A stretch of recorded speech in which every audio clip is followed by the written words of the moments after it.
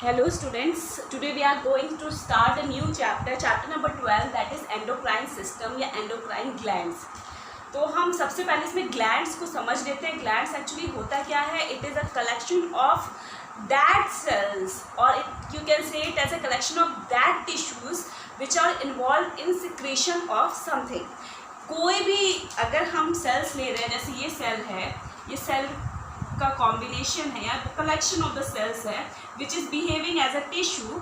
अगर ये सेल्स कुछ सिक्रीट कर रहे हैं, फॉर एग्जांपल हार्मोन सिक्रीट कर रहे हैं या एंजाइम सिक्रीट कर रहे हैं, तो हम उसको बोलते हैं ग्लैंड्स।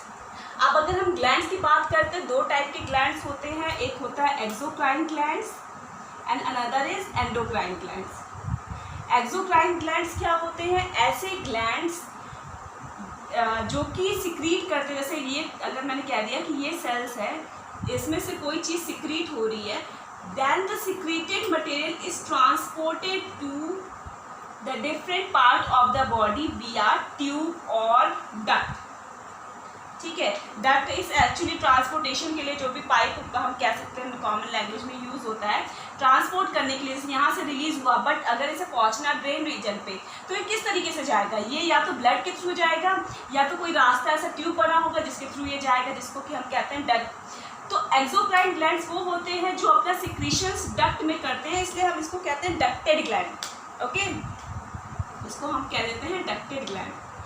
और एंडोक्राइन सिस्टम क्या होता है? ऐसे सिस्टम्स या ऐसे ग्लैंड जो कि सिक्रीट कर रहे हैं किसी डक्ट में नहीं, ये डायरेक्टली ब्लड में रिलीज कर देते हैं, तो उसको कि हम कहते हैं एंडोक्राइन या फिर डक्टलेस ग्लैंड। तो आई होप ये डक्टेड ग्लैंड और डक्टलेस ग्लैंड का क्या डिफरेंस है। डक्ट एक्चुअली सिर्फ सिंपल होता है कि जैसे कि हम लोग ने कह दिया ना कि एक टैप से हमें पानी गमले में डालना है, तो हमने इसमें क्या लगा दिया? पाइप लगा दिया, तो ये पाइप के थ्रू जा रहा है पानी गमले में, तो ये this pipe is called as duct. तो उसी तरीके से ये वाला जो ग्लैंड्स है उसको हमने कह दिया एक्सोक्राइन ग्लैंड, जो कि डक्ट के थ्रू जा रहा है। सपोज डायरेक्टली हम क्या करते, टोटी के नीचे डायरेक्टली गमला लगा देते या किसी पाइप के थ्रू नहीं ऐसे सिक्रीट कर देते, तो that will be considered in the endocrine system या एंडोक्राइन ग्लैंड्स। एक्सोक्राइन ग्लैंड्स के जो सिक्रेशन होते हैं उसको कि हम कहते हैं normally enzymes, and endocrine glands के जो सिक्रेशन होते हैं that is called as hormones. Okay, तो हम इस चैप्टर में हार्मोन से बेसिकली डील करने वाले हैं। डिफरेंट ग्लैंड्स कौन कौन से हार्मोन सिक्रीट करते हैं। तो इस चैप्टर के लिए मोस्ट इंपॉर्टेंट तुम लोग के लिए यही रहेगा कि एक टेबल बना लेना जिसमें कि सारे glands along with the secretion कहाँ से सिक्रीट होते हैं, लोकेशन और सिक्रेशंस, और एंजाइम का obviously function will be the most important. तो जो स्टार्लिन साइंटिस्ट थे, मैंने दो साइंटिस्ट का नेम लिखा हुआ है, स्टार्लिन एंड थॉमस एडिसन। तो ये स्टार्लिन ने क्या किया? He first time gave the term hormone, इन्होंने सबसे पहले हार्मोन टर्म दिया हुआ था। एंड थॉमस एडिसन जो साइंटिस्ट थे, he is regarded as the father of endocrinology, इनको फादर ऑफ एंडोक्रिनोलॉजी बोला जाता है। ओके, अब अगर हम नेचर ऑफ हार्मोन्स की बात करते हैं कि हार्मोन्स का क्या नेचर है, हार्मोन्स किस तरीके का होता है, तो first of all they are the chemical messenger. ये क्या होते हैं? ये केमिकल मैसेंजर्स होते हैं, क्योंकि ये मैसेज ट्रांसफर करते हैं, तो these are the chemical messengers. These are released by the endocrine gland, जो कि हमने अभी देखा। ट्रांसपोर्ट होता है different part of the body, मतलब ऐसा नहीं है कि जैसे एंजाइम्स रिलीज होता है ब्लड में, तो फिर वो एंजाइम्स जो रिलीज हो रहा है वो तो स्पेसिफिक ऑर्गन्स में चला गया है जिसमें भी जाना है। हार्मोन्स जो है वो through out the body distributed रहता है, मतलब कि स्पेसिफिक टारगेट ऑर्गन पे जाता है। सॉरी हार्मोन्स जो है वो स्पेसिफिक टारगेट ऑर्गन्स पे जाते हैं। जैसे ए से रिलीज हुआ और उसको बी पे जाना है, तो ये बी पे ही जाएगा। ओके, और ये पेप्टाइड नेचर, मतलब प्रोटीनेशियस नेचर का हो सकता है, बहुत ही स्मॉल क्वांटिटी में रिलीज होता है। इसकी क्वांटिटी भले ही स्मॉल होती है, लेकिन अगर उस स्मॉल में भी कुछ ज़्यादा या कम हो जाता है तो उससे हमें डिजीजेस हो जाती है, बीमारियां हो जाती है, जो कि हम लोग देखेंगे। यानी कि ये दोनों के दोनों, इसका एक्सेस और इसका कम दोनों ही होने से बीमारियां होती हैं। They are not stored in the body, body में स्टोर नहीं रहते हैं। फंक्शंस की बात करें तो functions they are the coordinating system of the body, ये कोऑर्डिनेट करता है बॉडी को, ग्रोथ के लिए रिस्पॉन्सिबल है, मेटाबॉलिज्म के लिए भी रिस्पॉन्सिबल है, और भी बहुत सारे फंक्शन, रिप्रोडक्शन के लिए भी हार्मोन्स जो है, एंजाइम्स जो है, ये सब बहुत ज़्यादा इंपॉर्टेंट रहते हैं। तो फंक्शंस ऑफ हार्मोन्स, ये सबका तुम लोग एक नोट बना सकते हो। अब अगर हम देखें एंडोक्राइन सिस्टम को, हम बोल रहे हैं कि भाई वो केमिकल मैसेंजर है, यानी मैसेज ट्रांसफ़र करता है, तो नर्वस सिस्टम भी तो वही करता है ना कि मैसेज ट्रांसफ़र करता है। तो दोनों में अगर हम डिफरेंस देखना चाहें कि नर्वस सिस्टम और एंडोक्राइन सिस्टम में क्या डिफरेंस है, तो नर्वस सिस्टम क्योंकि ये सेल के थ्रू ट्रांसपोर्ट हो रहा है, यानी न्यूरॉन्स के थ्रू ट्रांसपोर्ट हो रहा है, तो जो नर्वस सिस्टम से ट्रांसपोर्टेशन है that is faster as compare to that of the endocrine system, fast होता है। और नर्वस सिस्टम जैसे हमने बताया था कि रिफ्लेक्स एक्शन देख रहे थे हम लोग, रिफ्लेक्स आर्क देख रहे थे, उसमें हमने कोई भी हॉट बॉडी टच की तो मैसेज पहुंचा कि भाई हॉट है, तो ब्रेन ने हमें भाई सिग्नल दिया कि भाई हम गर्म चीज़ टच कर रहे हैं तो हमें गर्म लगना चाहिए। तो ये जो सेंसेशन है दिस इज़ टेम्पररी, ऐसा तो नहीं है ना कि रात में भी हम सो रहे हैं तब भी हमें वही फीलिंग आ रही है, नर्वस सिस्टम हमें वही फील दे रहा है। तो ये जो सेंसेशन हो रही है, ये सेंसेशन टेम्पररी है, परमानेंट नहीं है। लेकिन ये एंडोक्राइन सिस्टम से जो भी चेंजेस आते हैं that is for a longer duration, वो ज़्यादा टाइम तक के लिए रहता है। अब ये क्या नाम है, इन्फ्लुएंस की बात करें तो नर्वस सिस्टम एक टारगेट को इन्फ्लुएंस करता है। ये जो एंडोक्राइन सिस्टम है, ये जो इसका स्प्रेड है दैट इज़ वाइड स्प्रेड, ये काफ़ी वाइड स्प्रेड होता है इसका इफेक्ट। ओके, नाउ अब हम कुछ ये ग्लैंड्स के नाम देख लेते हैं, और इस वीडियो में हम लोग कवर करना चाहेंगे 4 तो कम से कम ये चारों हार्मोन्स ग्लैंड्स हम कवर करेंगे। तो first is the pituitary gland. Pituitary gland कहाँ प्रेजेंट होता है, ये हमारे हाइपोथैलेमस की जस्ट नीचे प्रेजेंट होता है, ब्रेन रीजन में। थायराइड ग्लैंड, थायराइड ग्लैंड कहाँ प्रेजेंट होता है, ये हमारे नेक रीजन के पास प्रेजेंट रहता है। ये क्या नाम है, नेक रीजन के दोनों साइड पे प्रेजेंट रहता है, लैरिंग्स के सराउंडिंग में। Parathyroid hormone just thyroid hormone के नीचे होते हैं, 4 लोब्स होते हैं। पैनक्रियास कहाँ प्रेजेंट होता है, स्टमक के नीचे एक लीफ लाइक ग्लैंड होता है। एड्रिनल ग्लैंड तुम लोग को पता है किडनी के ऊपर प्रेजेंट रहता है। Gonads, gonads is actually the sexual reproductive glands कह सकते हैं इसको। थाइमस ग्लैंड कहाँ पाया जाता है, थाइमस ग्लैंड भी नेक रीजन में ही पाया जाता है।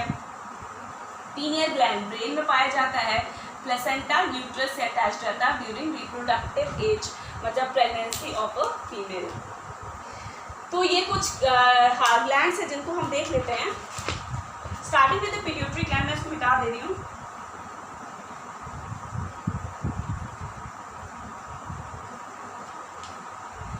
हम देखेंगे पिट्यूटरी ग्लैंड को। जो पिट्यूटरी ग्लैंड है ना, this is slightly whitish in colour, 5 ग्राम की साइज का होता है, and it is located just below the hypothalamus. Hypothalamus के ये जस्ट नीचे लोकेटेड रहता है वाया इनफंडिबुलम। जैसे कि अगर मैंने कहा कि ये हाइपोथैलेमस है, तो हाइपोथैलेमस के जस्ट नीचे ये अटैच्ड है इस तरीके से, ठीक है। ये हाइपोथैलेमस है, हाइपोथैलेमस से अटैच्ड एक स्टॉक है इनफंडिबुलम, जिसको कि हम कहते हैं। एंड उसके बाद पिट्यूटरी ग्लैंड। तो पिट्यूटरी ग्लैंड जो है ये एक्चुअली 3 पार्ट्स में डिवाइड होता है। किसी में 2, किसी बुक में 2 पार्ट्स में डिवाइड दिया हुआ है, 2 पार्ट्स में, बट हम 3 पार्ट्स देखेंगे क्योंकि मिडिल वाला लोब भी इंटरमीडिएट लोब भी होता है। तो 1 is the anterior lobe, posterior lobe, and the middle one is intermediate lobe. ये जो एंटीरियर लोब है ना, दिस इज कनेक्टेड विया ब्लड कैपिलरीज। ये ब्लड कैपिलरीज के थ्रू कनेक्टेड है, ब्लड कैपिलरीज के थ्रू कनेक्टेड है। And this posterior lobe is connected with neurons, यानी नर्व से कनेक्टेड है। इसलिए हम पोस्टीरियर लोब को एक और टर्म देते हैं, दैट इज हाइपोफाइसिस, और एंटीरियर लोब को हम बोलते हैं एडिनो हाइपोफाइसिस। ठीक है, ये हम लोग को पता होना चाहिए। अब फंक्शंस हम देख लेते हैं, कौन से हार्मोन्स या कौन सा लोब्स कौन कौन से हार्मोन्स को सिक्रीट करता है। तो सबसे पहले हम एंटीरियर लोब पे स्टार्ट करते हैं। Anterior lobe TSH hormone secrete करता है। TSH यानी thyroid stimulating hormone, thyroid hormone stimulate करता है। यानी यही जो हार्मोन है ये थाइमस को भी स्टिमुलेट करता है, हम लोग आगे देखेंगे भी। तो ये जो हार्मोन है ये ग्रोथ को स्टिमुलेट करता है, थायराइड ग्लैंड के ग्रोथ को स्टिमुलेट करता है। इसके अलावा है ACTH। ACTH क्या है? एडिनो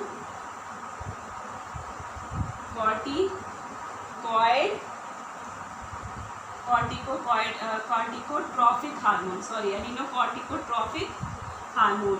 और ये जो एडिनोकॉर्टिकोट्रॉफिक हार्मोन है ये सिक्रीट करता है या स्टिमुलेट करता है एड्रिनल कॉर्टेक्स को। एड्रिनल कॉर्टेक्स को, जो एड्रिनल कॉर्टेक्स के ऊपर ग्लैंड्स होती है ना, एड्रिनल ग्लैंड, उनको सिक्रीट करता है। इसके अलावा गोनाडोट्रोपिन जो हार्मोन है, जैसे फॉलिकल FSH यानी कि फॉलिकल स्टिमुलेटिंग हार्मोन को सिक्रीट करता है। फॉलिकल स्टिमुलेटिंग हार्मोन मतलब अगर हम बात करें, जैसे हम लोग देखते भी हैं मेंस्ट्रुअल साइकिल में कि बहुत सारे फॉलिकल्स ओवरी में पाए जाते हैं। तो इन फॉलिकल्स में से हर एक मेंस्ट्रुअल साइकिल में एक फॉलिकल जो है ये खुद को एग में कन्वर्ट कर लेता है। ठीक है, तो इसी को स्टिमुलेट करने के लिए फॉलिकल स्टिमुलेटिंग हार्मोन रिक्वायर्ड रहता है। इसके अलावा LH यानी ल्यूटिनाइजिंग हार्मोन, और ये मेल में किस तरह से यूज़ होता है? In male it is used to synthesize testosterone. ठीक है, टेस्टोस्टेरोन की सिंथेसिस में हेल्प करता है। उसके अलावा PRL यानी प्रोलैक्टिन हार्मोन को सिक्रीट करता है। प्रोलैक्टिन हार्मोन क्या करता है कि डिलीवरी के बाद जो मदर्स होती हैं उसमें से मिल्क सिक्रेशन में के लिए रिस्पॉन्सिबल रहता है, हेल्प करता है। GH यानी ग्रोथ हार्मोन, ग्रोथ हार्मोन को भी सिक्रीट करता है। ग्रोथ हार्मोन एक्चुअली क्या करता है? बॉडी की ग्रोथ करती है। तो ये बॉडी का ग्रोथ, ये ग्रोथ हार्मोन मैं बाकी करती जरूरी क्योंकि स्पेस अपने पास ज़्यादा नहीं है। तो ये जो ग्रोथ हार्मोन है ये बॉडी का ग्रोथ करता है। तो अगर ये डिक्रीज हो रहा है, कम हो रहा है सिक्रेशन, तो बॉडी में डॉर्फिज्म हो जाता है। अगर ये इंक्रीज हो रहा है तो जाइजेंटिज्म हो जाता है। इसी को हम कहते हैं एक्रोमीगैली। एक्रोमीगैली यानी जब इंक्रीज हो गया ग्रोथ हार्मोन का सिक्रेशन। ठीक है, अब इंटरमीडिएट बीच वाले लोग का क्या काम है? It is use to secrete MSH। MSH यानी melanocyte secreting hormone, melanocyte stimulating hormone यानी कि MSH को सिक्रीट करता है। मेलानोसाइट एक्चुअली क्या होता है? स्किन में पाया जाता है। तो स्किन कलर को मेंटेन करने का काम या थोड़ा डार्कर होने का काम जो है that is done by intermediate lobe of the pituitary gland, that is MSH।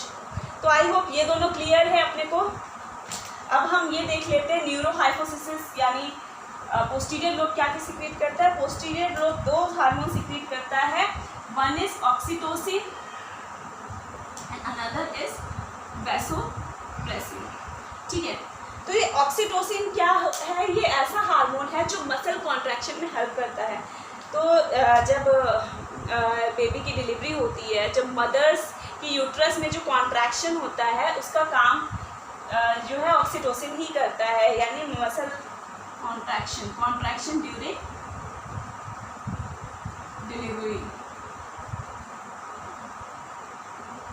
Delivery के टाइम पे कॉन्ट्रैक्शन का काम करता है। और डिलीवरी के बाद जो मदर की ब्रेस्ट से मिल्क निकलना कम हो जाता है या इंक्रीज हो जाता है, तो उसको भी हम that is also done by oxytocin, यानी ऑक्सीटोसिन हार्मोन वो भी इन्हेंस करता है, स्टिमुलेट करता है। वैसोप्रेसिन की बात करें तो ये किडनी में के लिए रिस्पॉन्सिबल होता है। किडनी का क्या काम होता है? वाटर एब्जॉर्प्शन का काम न्यूट्रिएंट एब्जॉर्प्शन का काम, तो ये वाटर एब्जॉर्प्शन को कम कर देता है, यानी डिक्रीज कर देता है, जिससे होता है क्या है कि बार बार यूरिनेशन वाली फीलिंग आने लगती है। ठीक है, डायबिटीज़ के केस में यही होता है कि ये जो वैसोप्रेसिन का अमाउंट है क्या नाम है वो कम होने लगता है। इसी वैसोप्रेसिन को हम ADH भी बोलते हैं। ADH क्या हुआ? Anti diuretic hormone. ठीक है, तो ये कुछ हार्मोन्स थे जो कि एंटीरियर, इंटरमीडिएट और पोस्टीरियर लोब से सिक्रीट होते थे। हम लोग फटाफट इसका एक बार समरी देख लेते हैं। पिट्यूटरी ग्लैंड जो है वो हाइपोथैलेमस के बिलो लोकेटेड होता है और अटैच्ड किससे है? It is attached via infundibulum. ये जो रीजन है, जो चीज़ अटैच करिए, that is infundibulum. Pituitary gland is divided into 3 regions, anterior lobe, posterior lobe and intermediate lobe. Anterior lobe कौन कौन से हार्मोन सिक्रीट करता है? TSH thyroid stimulating hormone secrete करता है, ग्रोथ हार्मोन सिक्रीट करता है, follicular stimulating hormone, luteinizing hormone, prolactin hormone. ये सारे हार्मोन्स जो है एंटीरियर लोब सिक्रीट करता है। Anterior lobe is also called as adenohypophysis और ये ब्लड वेसल्स के थ्रू अटैच रहता है। अब इंटरमीडिएट लोब क्या करता है? ये मेलानोसाइट स्टिमुलेटिंग हार्मोन सिक्रीट करता है, जो कि स्किन कलर को डिटरमाइन करता है।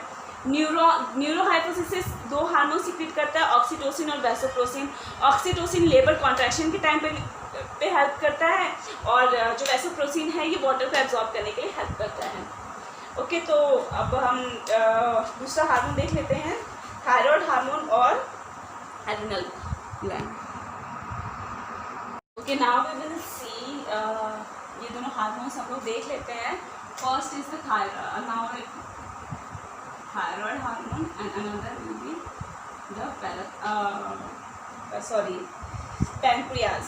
Okay, so this thyroid gland or thyroid gland is actually found in all the vertebrates, सारे vertebrates में ही मिलता है and इसका जो weight है that is near about 25 to 40 gram.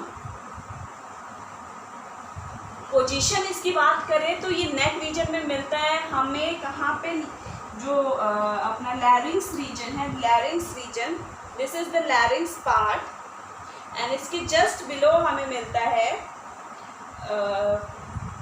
Thyroid gland and this thyroid gland is actually composed of the connective tissues. Connective tissues के through ये actually joint रहता है। 2 लोब्स इसमें पाए जाते हैं, 1, 2, और ये जो जॉइंट है that is joint via connective tissue which is called as isthmus. Okay, और इसमें जो ये छोटे छोटे फॉलिकल्स है, एक्चुअली इसमें फॉलिकल्स ही पाया जाता है, क्लोज्ड फॉलिकल्स रहते हैं जो कि थायराइड ग्लैंड को बनाते हैं। फॉलिकल्स है इसका मतलब इसके अंदर कुछ ना कुछ स्टोर होगा। तो हम देख लेते हैं इसके अंदर क्या स्टोर होता है।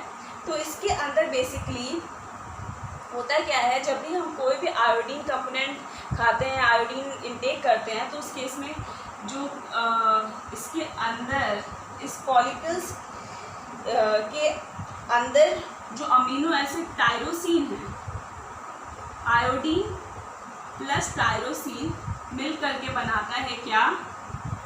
ट्राई आइडो थ्रायोनिन एंड टेट्रा आइडोथ्रायोनिन, जिसको हम बोल देते हैं T3 एंड T4। तो ये T3 हार्मोन सिक्रीट करता है, मतलब तब तक स्टोर रहेगा इसके अंदर जब तक नहीं रिक्वायर्ड है। जब रिक्वायर्ड हो जाएगा तो ये इसको रिलीज कर देगा।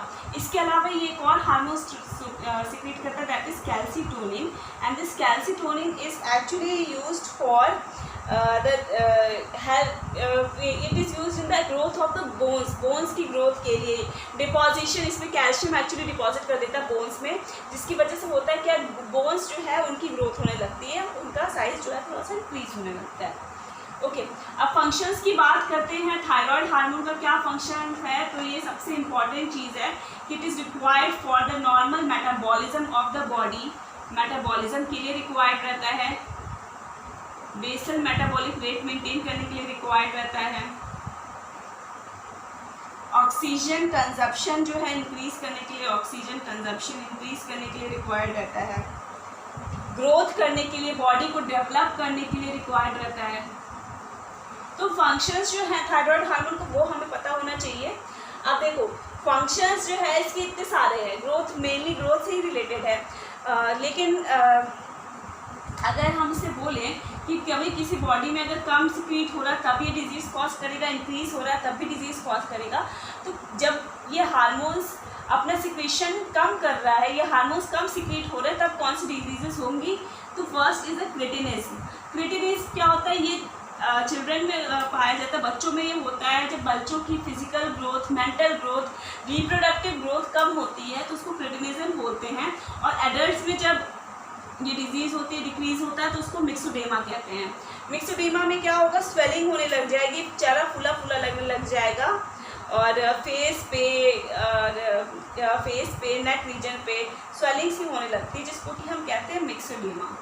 सिंपल गॉइटर यानी नेक रीजन पे जो स्वेलिंग हो जाती है, तुम लोग देखते भी होंगे किसी किसी का नेक रीजन जो है वो काफ़ी स्वेल रहता है, तो that is also due to decrease. अच्छा, ये जो नेक में स्वेलिंग हो रही है that is due to increase also और डिक्रीज, मतलब दोनों की वजह से ये सिम्टम्स होता है। तो जब इंक्रीज होने की वजह से हमें नेक में स्वेलिंग हो जा रही है, ट्यूमर लाइक ग्रोथ हो जा रही है, तो उसको हम कहते हैं एक्सोप्थेल्मिक गॉइटर। ठीक है, उसको एक्सोप्थेल्मिक गॉइटर बोलते हैं। तो आई होप ये थायराइड ग्लैंड क्लियर है। Now moving on to pancreas, हम फटाफट पैनक्रियास देख लेते हैं। पैनक्रियास पाया कहाँ जाता है? ये जस्ट स्टमक रीजन पे, अगर सपोज ये एक स्टमक है, स्टमक रीजन के जस्ट बिलो पाया जाता है। इस तरीके की शेप होती है, जो ये ओपन होता है that opens in basically duodenum में खुलता है। इसमें बहुत सेल्स पाई जाती हैं, बहुत सारी सेल्स पाई जाती हैं इसमें, जो कि सिक्रीट करती हैं, और डक्ट भी इसमें पाया जाता है।